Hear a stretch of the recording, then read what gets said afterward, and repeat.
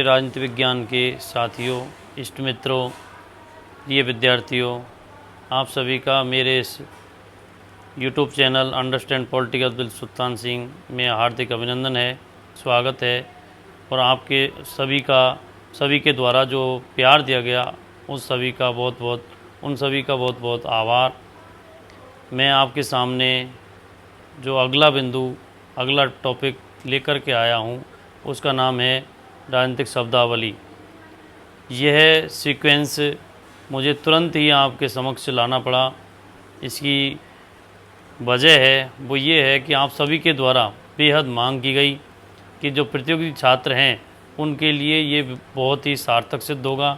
इसीलिए मैं पुनः इस बिंदु को आगे बढ़ाते हुए और इसमें बहुत सारी ऐसी अवधारणाएं हैं जिन्हें मैंने समाहित करने का प्रयास किया है और आप सभी के समक्ष लेकर के हाजिर हूँ अपना राजनीतिक शब्दावली पार्ट 2, जिसमें आप सभी को बहुत सारी ऐसी बातें हैं जो कुछ आपको सरल भी लगेंगी तो कुछ आपके लिए नई भी होंगी। आप सभी इनका आनंद उठाएं। राजनीतिक शब्दावली पार्ट 2 इसे लेकर के मैं पुनः आपके समक्ष हाजिर हूँ। जैसा कि मैं आपको बता चुका हूँ कि गत जो राजनीतिक शब्दावली पार्ट आपके समक्ष रखा गया था उसमें बहुत सारी ऐसी बातें थी जो मैंने कक्षा 12 और ग्रेजुएशन के स्तर के अनुसार थी।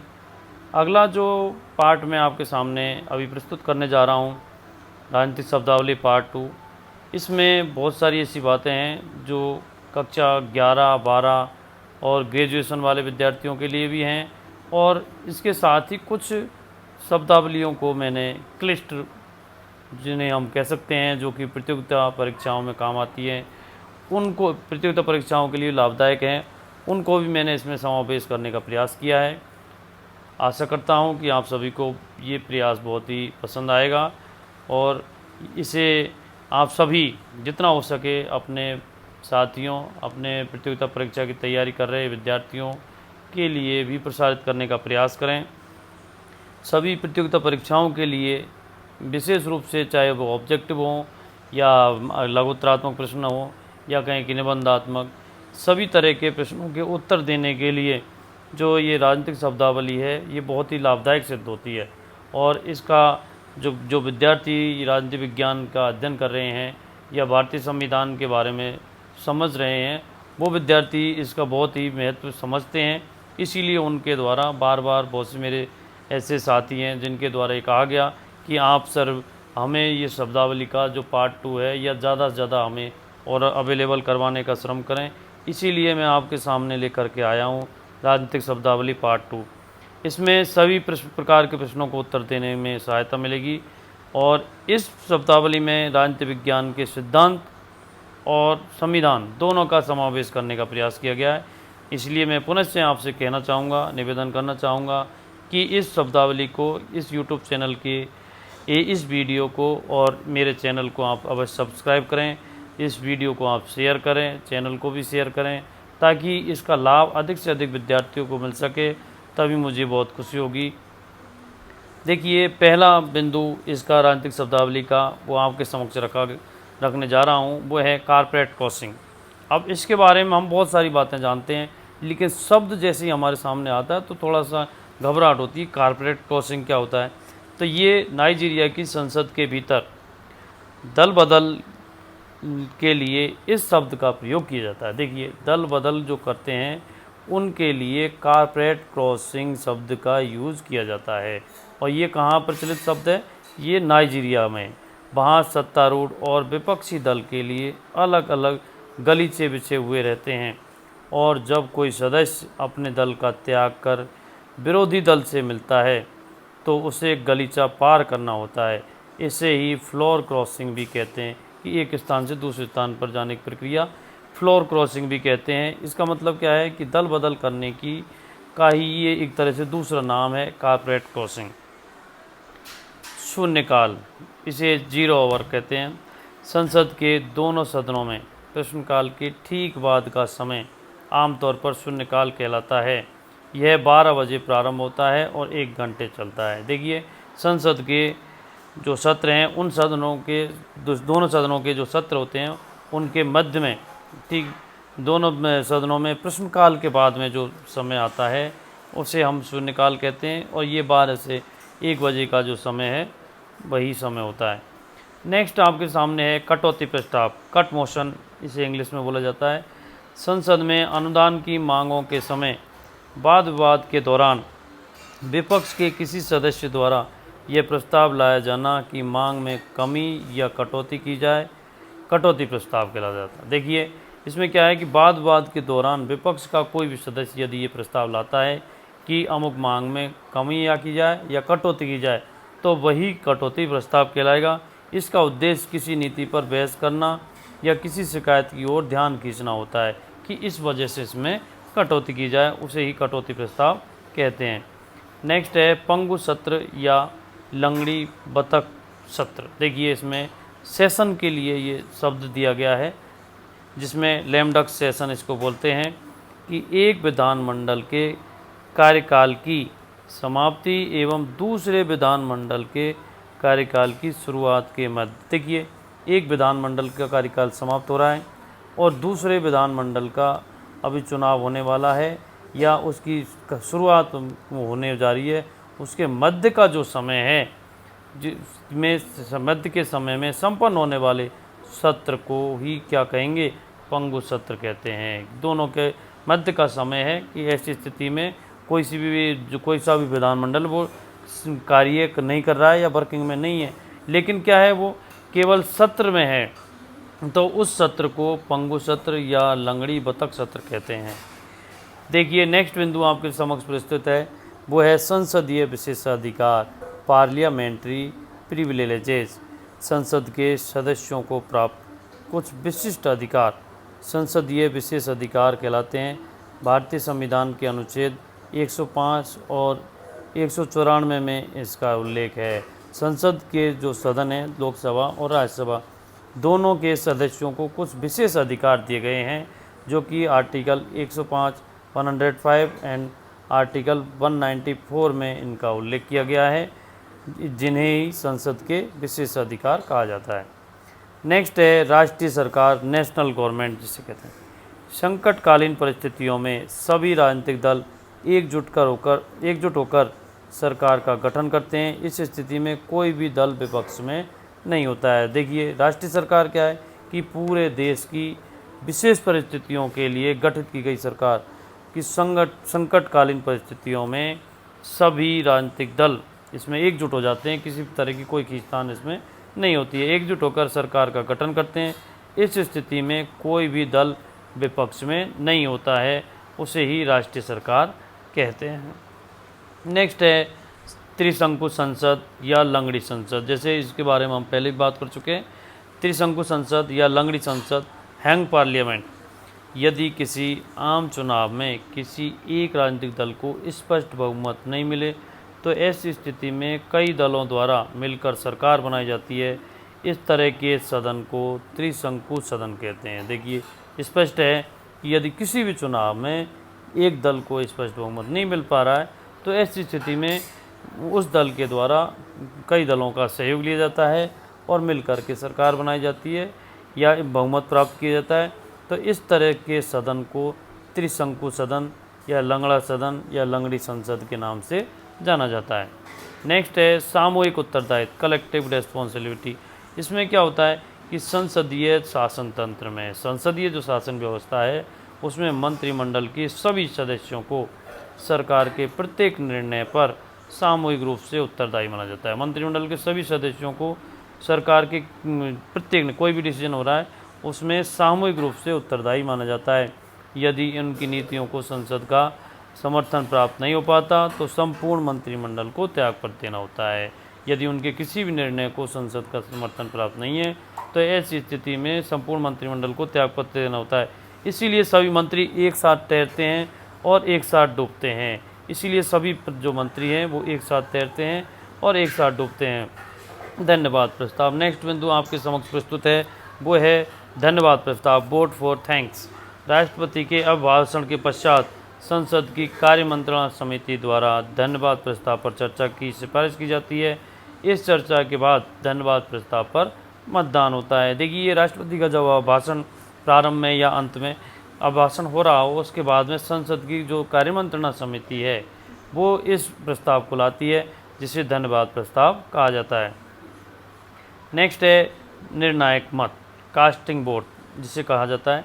किसी सदन में विधायिका के किसी सदन में मतदान किसी विषय पर विधायिका के किसी सदन में मतदान के दौरान यदि समर्थन और विरोध में बराबर मत पड़े हो तो गतिरोध दूर करने के लिए बैठक के अध्यक्ष द्वारा अपने मत का प्रयोग करना निर्णायक मत कहलाता है। देखिए इसमें क्या है, निर्णायक मत क्या है कि किसी भी सदन में किसी विषय पर यदि वोटिंग हो रही है, मतदान हो रहा है और ऐसी स्थिति में बराबर मत यदि पड़े हों तो उस गतिरोध को दूर करने के लिए, निर्णय की स्थिति को लाने के लिए जो अध्यक्ष है, सदन का जो भी अध्यक्ष है, उसके द्वारा अपने मत का प्रयोग किया जाता है, उसे ही निर्णायक मत कहा जाता है।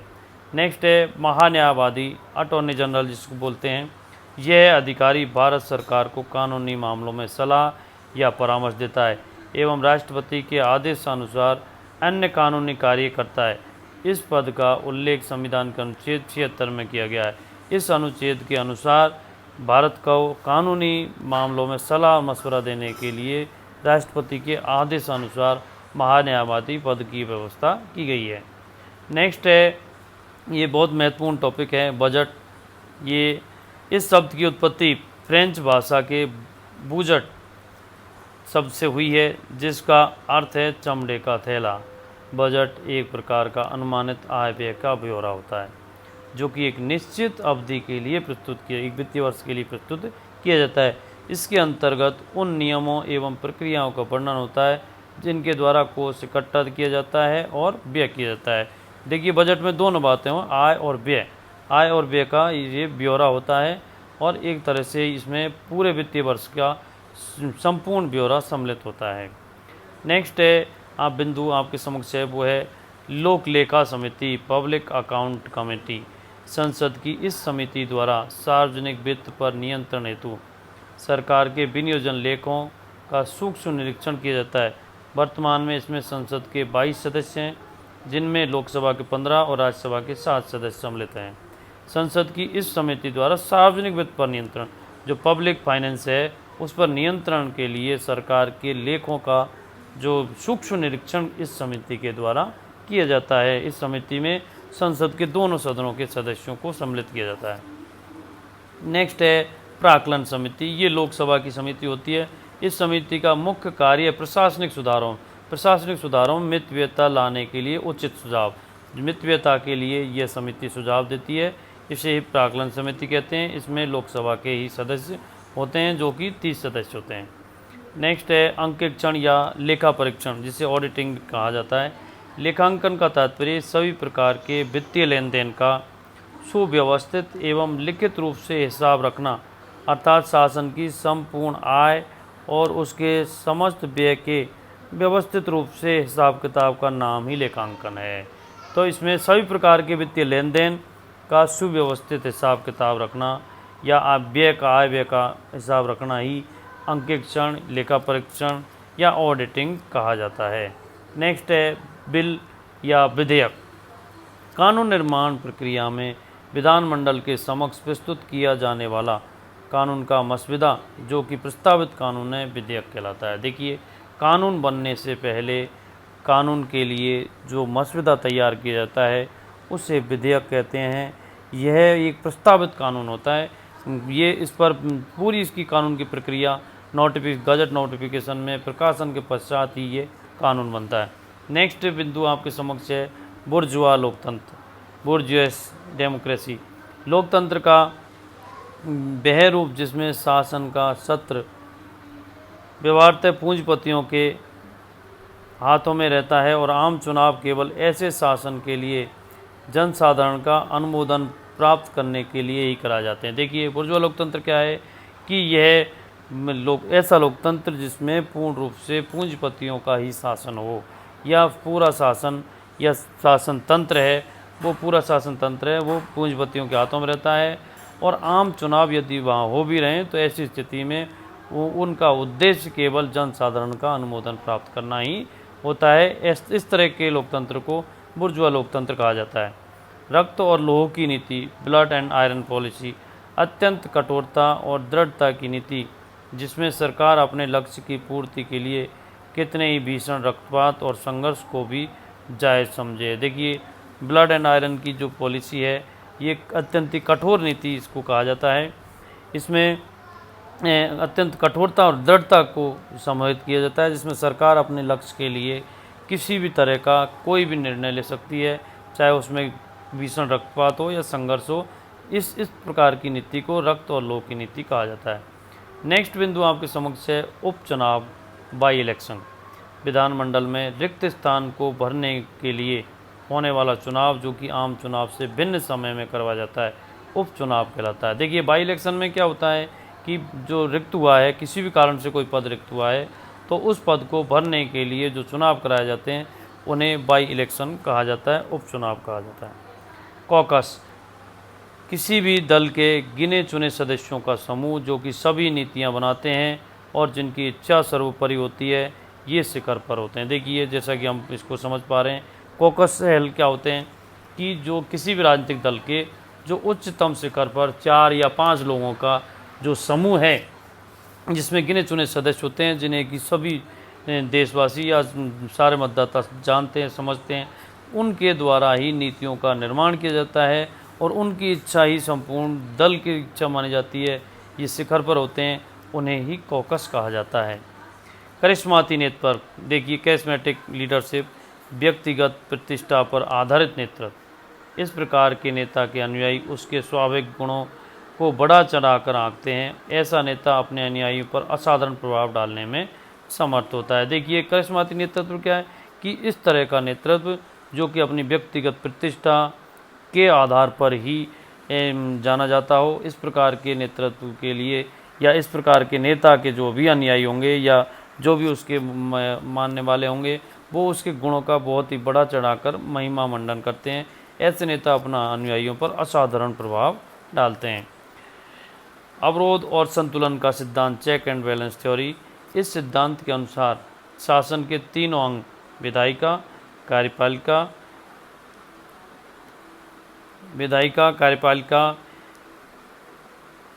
और न्यायपालिका अपने अपने क्षेत्र में स्वतंत्र होते हुए कुछ हद तक एक दूसरे पर आश्रित होते हैं। देखिए, चेक एंड बैलेंस जो थ्योरी है, उसमें क्या है कि कार्यपालिका, व्यवस्थापिका और न्यायपालिका तीनों अपने अपने क्षेत्रों में स्वतंत्र होते हैं, लेकिन इन पर एक दूसरे का अन्योन्याश्रित होना ही संतुलन को बनाए रखता है। इसीलिए इस सिद्धांत को अवरोध और संतुलन का सिद्धांत कहते हैं। नेक्स्ट बिंदु आपके समक्ष है, वो है संविधानवाद, कॉन्स्टिट्यूशनलिज्म। इसमें क्या है कि संविधानवाद वह व्यवस्था है जिसमें एक प्रभावशाली संविधान होता है, जिसमें शासक और शासित दोनों बंधे होते हैं।